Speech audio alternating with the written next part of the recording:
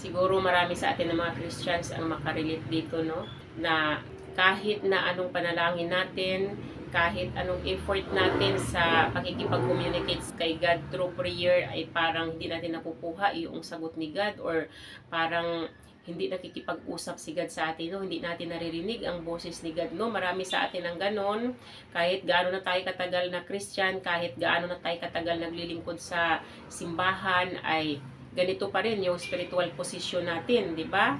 Wala pa rin tayong nakukuhang sagot sa mga panalangin natin kahit iniiyak na natin yung mga hinaing natin kay God, kahit gaano pa kahaba ang prayer natin, pero nananatiling tahimik si God, no? Ano nga ba ang dahilan kung bakit ganito ang nai-experience natin? Samantala, yung iba, napapansin ninyo, bago pa lang ng mga believers, pero kahit na maiksi lang silang magdasal or hindi naman ganun ka todo yung effort nila sa pagiging Christian nila, pero nakukuha nila yung mga kahilingan nila, di ba? Naririnig nila ang boses ni God. So ano nga ba ang dahilan, no, kung bakit yung iba na mga Christians ay powerless, yung iba naman ay nai-exercise nila yung authority na binibigay ni God para sa mga Christians, no?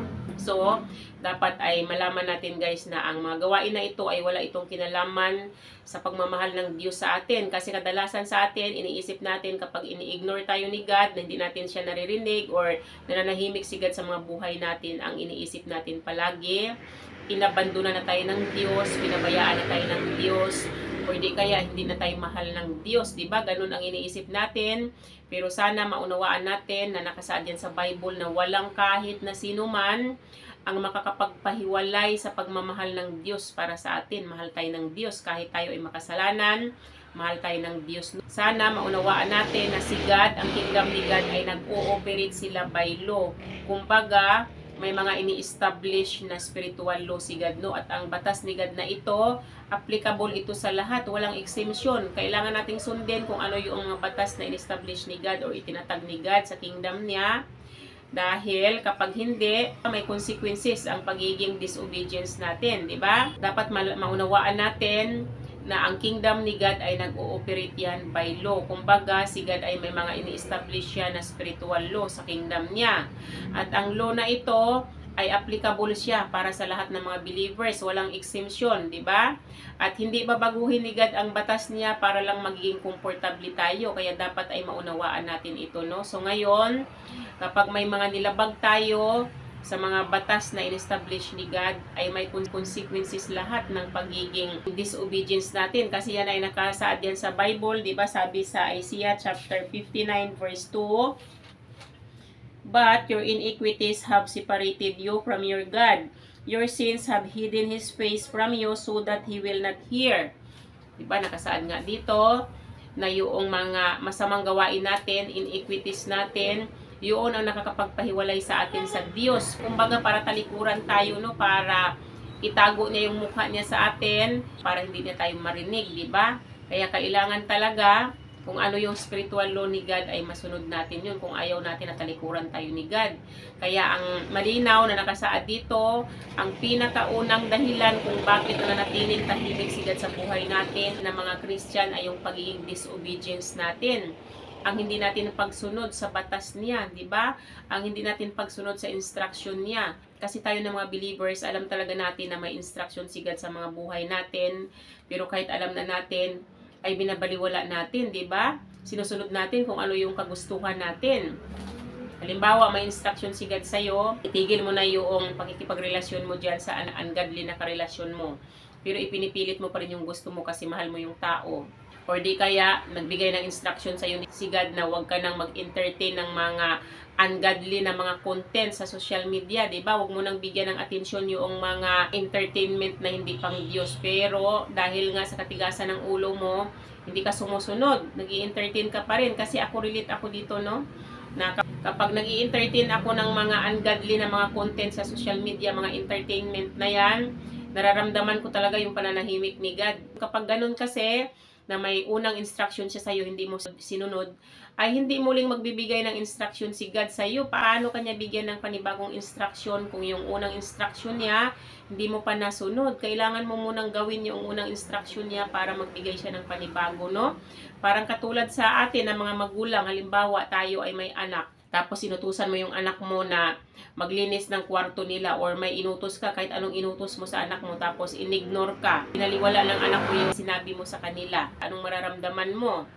Kapag yung anak mo humiling sa iyo na maglaro sa labas, hindi mo papayagan dahil hindi sumunod sa instruction mo. Kung halimbawa, magre-request yung anak mo sa iyo na magpabili ng ganito ganyan, gustong kumain ng ganito ganyan, pagbibigyan mo ba yan na hindi sinusunod yung instruction mo, matigas ang ulo? Di ba? Hindi. Bilang parusa mo yun sa mga anak mo na matigas ang ulo. Ganon din si God, no? Hindi ka bibigyan ng panibagong instruction hanggat hindi mo sinusunod yung unang instruction niya. Yung pananahimik ni God sa mga buhay natin, parang ano yun, strategy niya, parang disiplina niya sa atin yon para ma-realize natin na may nagawa tayong kasalanan sa Kanya, or mayroon tayong mga hindi nasunod na instruction na sinabi niya, di ba? Kasi, halimbawa, patuloy si God sa pagkikipag-usap sa atin, patuloy si God sa pagkikipag-communicate sa atin sa kabila ng pagiging disobedience natin, sa kabila ng hindi natin pagsunod sa instruction niya. Anong iisipin natin? Okay lang sa Kanya na hindi natin siya sundin, di ba?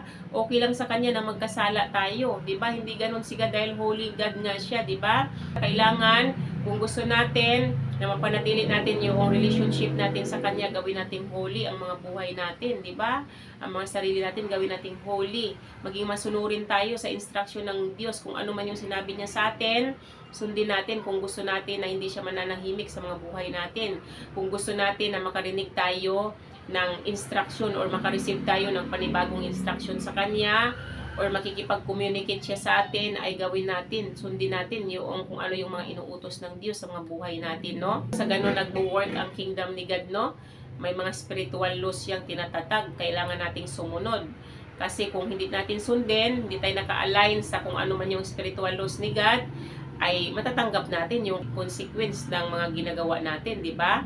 So, pangalawa naman na dahilan kung bakit nananatiling tahimik si God sa mga buhay natin, ay kapag yung spiritual life natin ay hinaluan natin. Ano nga bang ibig kong sabihin dito? Halimbawa, tayo ay Christian naman, nagsiserve tayo kay God, kumbaga tuwing linggo, nasa simbahan tayo, nagsiserve tayo. Tapos, nagpipray naman tayo, nagbabasa tayo ng Bible, nagpipreach tayo ng salita ng Diyos, nag-worship tayo sa Diyos. Pero kapag ibang araw, ay kumukonsulta tayo sa mga manghuhula, nanonood tayo ng horoscope, or nanonood tayo ng mga tarot reading, nag-i-engage tayo dito sa crystal healing, or di kaya mga manifestation na yan, or di kaya nag-yoga tayo, or di kaya ay gumagamit tayo ng mga tools na ginagamit ng occult practices, nanonood tayo ng mga movies na nag-glorify sa demon, nakikinig tayo ng mga sounds na nag-glorify sa demon. Yan yung sinasabi ko na spiritual mixture. Ang pagiging Christian mo, hinaluan mo ng mga ungodly na gawain, ay isa yan sa dahilan kung bakit nananahimik si God sa buhay natin. Kasi nakasaad yan sa Bible, di ba? Anong sabi ni God? You cannot serve two masters. Basahin natin sa Matthew chapter 6 verse 24. No one can serve two masters, either you will hate the one and love the other, or you will be devoted to the one and despise the other. Diba? You cannot serve both God and money. Diba? Yan ang nakasaad dito sa Bible verse na ito, no? Hindi nga natin pwedeng haluan yung pagiging Christian natin. Kung tayo, kiniklaim na natin sa sarili natin na Christian tayo, di ba? May salvation na tayo. Ay mag-focus lang tayo sa gawain na pang Diyos. Huwag na nating haluan yung pagiging Christian natin ng mga ungodly na gawain dahil hindi nga pwede. Hindi pwede na yung kanang paa natin isi-serve natin kay God, yung kaliwang paa natin isi-serve natin doon sa kingdom ni Satan. Wala tayong loyalty kapag ganun yung gawain natin. Mayroon tayong divided heart, di ba? Mayroon tayong dual citizenship, di ba? Balimbing, pwede ka doon sa kingdom ni God, pwede ka rin doon sa kingdom ni Satan. Ay, ayaw nga ni God ng ganun. Hindi makikipag-compete si God sa pananampalataya mo sa Kanya, doon sa pananampalataya mo rin sa kabila. Hindi pwedeng ganun. Ang kailangan nating pumili, di ba? Pumili tayo ng isa, doon tayo mag-focus. Kung si God yung pinili natin, ay mag-focus tayo doon sa mga godly na mga gawain, di ba? Gayahin natin si Joshua, no? Kung nagbabasa kayo ng Bible, mababasa ninyo si Joshua mas pinili niya at saka ng pamilya niya na iserve si God, di ba? Yun ang napili nila. Mabuti pa si Joshua nakapag-isip ng tama dahil alam niya yun ang tamang gawin na iserve si God kasi may mapupuntahan yung ganong choices niya sa buhay niya, no? Talagang hindi niya pagsisihan yung pagpili niya na iserve si God, pagpili ng buong pamilya niya na iserve si God. Dapat ganun tayo, no?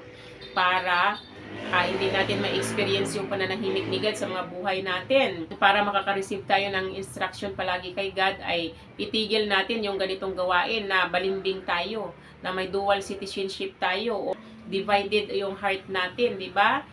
Mahal natin si God pero mahal din natin yung mga gawain na nakakapagpasaya sa katawan natin. Dapat ay itigil na natin yan kung gusto natin na makuha ang atensyon ni God at makareceive ng panibagong instruction kay God, ay itigil na natin yung ganitong gawain natin, no? Pangatlo naman na dahilan kung bakit na nahimik si God sa mga buhay natin ay kapag nagtiwala tayo sa ibang tao kaysa Kanya. Halimbawa, mga leader natin sa simbahan, pastor o di kaya pare or kung ano man yan, nasa ministry man yan. Halimbawa ay yung tiwala mo ay doon mo na talaga ibinigay lahat sa mga leader na yun kaysa kay God, di ba? Halimbawa yung sinabi ng leader na yun ay hindi na siya biblical tapos sinusunod mo pa rin kaysa doon sa mga sinasabi ng Diyos. Ay isa yan sa maging dahilan kung bakit na nahimik si God sa buhay ninyo, di ba? Hindi makikipag-compete si God sa atensyon na binibigay mo doon sa leader mo, at dahil kapag ganun ang gawain mo, ibig sabihin yung tiwala na dapat sa kanya mo ibigay ay binigay mo na sa iba, ibinigay mo na sa tao. Kasi dapat yung buong tiwala natin sa Diyos natin ibigay. Itong sinasabi ko wala namang kinalaman sa respeto na ibibigay natin sa mga leader natin kasi yan ay nakasaad naman sa Bible na dapat galangin natin ang mga leader natin, sundin natin yung mga leader natin. Pero kung yung tiwala ay doon mo na ibinigay lahat sa leader mo, ibang usapan na yun, di ba? Nawala na sa picture si God, binaliwala mo na si God. Halimbawa, ang mga sinasabi ng leader mo ay hindi naman biblical yan, tapos sinusunod mo, tapos binabaliwala mo yung kung ano yung instruction ni God, kung ano yung batas ni God, ay parang yun na yung wino-worship mo, parang yun na yung Diyos mo, yung leader mo na, di ba? Magkasala ka pa ng idolatry dyan kapag ganun ang gawain mo, no? Kaya dapat talaga ay naka-align yung spiritual life natin sa mga spiritual law ni God para hindi siya manahimik sa buhay natin, no? Kasi alam naman natin na may mga ibang religious group na mas pinapahalagahan nila yung tradisyon kaysa mga salita ng Diyos. Aminin man natin o hindi, may mga ganun talaga, no? Hindi ako nandito para hatulan or mang-judge ng kapwa, no? Gusto ko lang maliwanagan ang isip ng bawat isa.